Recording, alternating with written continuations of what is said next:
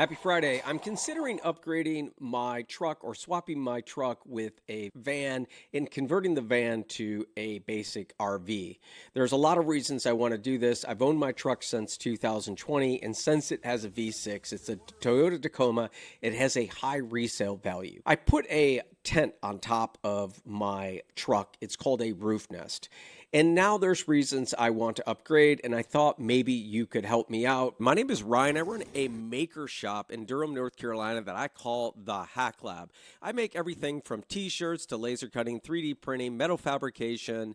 I just love making stuff, and I teach for free. I have a ton of free files included in this video, so let's get going. Why I want to upgrade and why I do this in the first place. I have absolutely loved this Toyota Tacoma. My friend JB and I have gone multiple places. Suzanne and I have gone multiple places. We've gone to concerts. We've gone up hills. We've parked by creeks. We have done so many things, and I want to do more. And since my truck has a high resale value because it's a V6 and Toyota started making all of the tacos with a 4-cylinder, I'm considering I might get some good value out of it, and I might not have a big differential with buying the van. The van I'm interested in is a Ram Promaster 136 tall roof. And I would get gray with black rims. There's a lot of other features that I'll make in another video, but I wanted to talk about the basics, the pro and cons, for maybe you could offer some insight in terms of what I should do. First of all, I'd like to start with YOLO. We only live once, and this is what I think I should do, but I really don't know. There is someone in my neighborhood that recently bought a Sprinter van that was, I think, 136, which it was tall. It was 4x4. And it was over 130,000. It really inspired me, and so I'm thinking I could go ahead and swap out my truck with the carcass of the van, or basically the skeleton of the van, and then build it out how I want because I already have a lot of equipment. So that's the background. Now here is the pro and cons of the truck. So with all the places I've been with the truck, the 4x4 has certainly been nice. I don't get stuck. Don't think I'd ever take a van on the beach. However, I'm not sure if I would take my truck on the beach if the weather was bad, but there is that possibility with a 4-wheel drive truck, you can almost go anywhere, and I don't have that nervousness. So there is that pro. The other pro is the fact that it's paid off, it's ready to go, and all I need to put in some stuff in the cooler. The next pro is the fact that I'm used to it. I like how it feels. I like how the Tacoma feels on the highway. It's very quiet. It's got a great system. I love the Toyota brand. I haven't had any problems with my truck. I already have all the paperwork done. And there's a lot of familiarity that I have with this Tacoma that I don't know what I'm stepping into with the Promaster. However, there are some cons. First of all, let's talk about the general, and I'm not going to talk about fuel economy because it's probably a swap. Both of them are not electric cars, so we can't really consider that. Now, the first thing is with the truck, I have a tent on top. The roof nest tent is actually very comfortable. It has a pad inside of it, and I am the person that everyone's wanting to when they're sleeping in their tent, or, hey, can I get up in that? Because it's protected by bears and snakes and everything else, and it pops up really quickly, which is a pro, but we're talking about the cons. But the con is I got to get out of my truck and get up into the tent on a ladder. And maybe that is not a problem for a campsite, but it's certainly an issue when we're talking about an urban situation. I am not even going to stealth this, which means trying to look like it's some other car or I'm not sleeping in it, because it looks like I'm camping in it. The tent popped wide open. It opens up quickly, but it pops wide open, and all of my stuff is over. The kitchen I have to set up on the grill, and I need a little bit of footprint around the truck to operate. I can move a campsite if someone was loud, smoking, listening to some type of music, Bette Midler or something that I want to move from. I can move it with it popped up, but I really can't go anywhere else. I can put a canopy on it. It's lightweight. It doesn't make any noise on the highway. Those are all pros. But now at nighttime, if I were to drink too much water or something else, I need to go to the bathroom. So I have an option of peeing over the ladder, which is gross, and I wasn't going to say that, but the people I'm with may not let me do that. I could also take a bottle. However, it doesn't feel classy.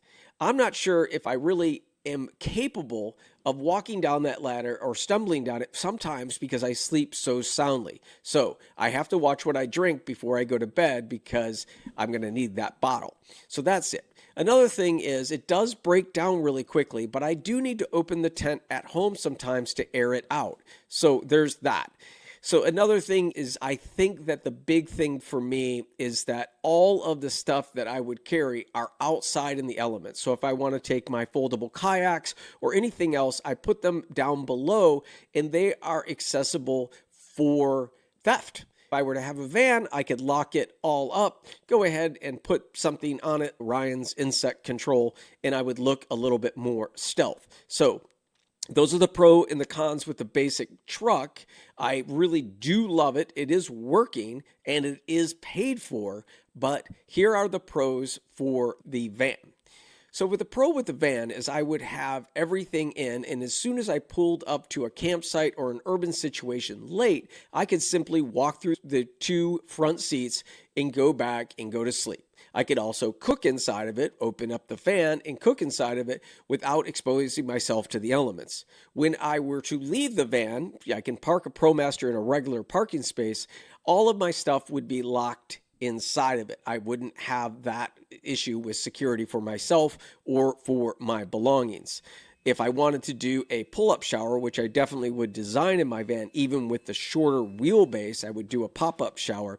I could go ahead and take a shower if I went biking. If I put a garage underneath the seat, I could put my bikes, and I wouldn't have to store my bikes outside, which is, again, a security issue with having them gone. Now, as soon as I put an air conditioner on the top, I probably am losing my stealth capabilities, but adding an air conditioner is huge. The possibility of adding internal heat, air conditioner, or water is awesome. My truck already has solar. I already have power, but I don't have a lot of the benefits of doing that. But if I were to go down to the beach in the summer, or maybe someone was to invite me and say, hey, I have a house, I just don't have a bed for you, you're welcome to come and we'll go get on some fish in the morning, I could pull up my little Promaster van with Suzanne or a friend or someone else or my dog, and I can go ahead and just keep everything locked and loaded. The other pro is I would have everything, all the underwear and all the other things I need for camping and for adventure in the van inside of little drawers. Maybe even the food could stay or some basic staples I wouldn't have to replenish if I wanted to take some short trips. I live in North Carolina, so let's say I want to go to West Virginia, Asheville, or the Appalachian Trail. Everything would be ready to go. The van is taller, and if I'm driving down the road and there's a wind shift, everyone tells me it doesn't move like an RV, but I'm definitely going to have to tend to it. So there is a comfort level of driving the van. The other thing is that it's going to be my daily driver, which means I'm going to have to drive the van to go get wood and stuff like that. But back to the pro, if I want to be able to sell stuff at a craft show or do a pop-up shop with one of my daughters, I would be able to have more of that available in places to store things with a van and also with a canopy than I would with the truck. Another con for the van is that it's just bigger. It's definitely going to cost a little bit more money in fuel.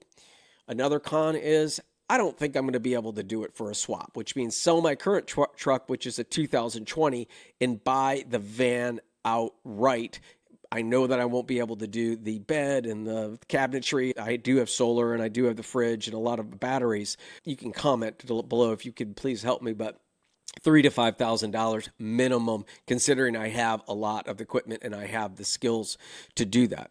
But anyways, I think having a mobile place to stay that is just a little bit more secure and locked and loaded would have that. I have to give up the comfort of the truck that I'm used to. I think I will definitely miss my truck, but I also miss the cars that I've owned before, like a Mini Cooper and some other things. But man, do I love this Tacoma. So if you wouldn't mind sharing in comments what you think I should do and some of the pros and cons, and maybe if you have experience with one of these things, let me know. But I can't wait to share this because it's going to be a really interesting part for this channel. And thanks for your comments and joining me today and helping me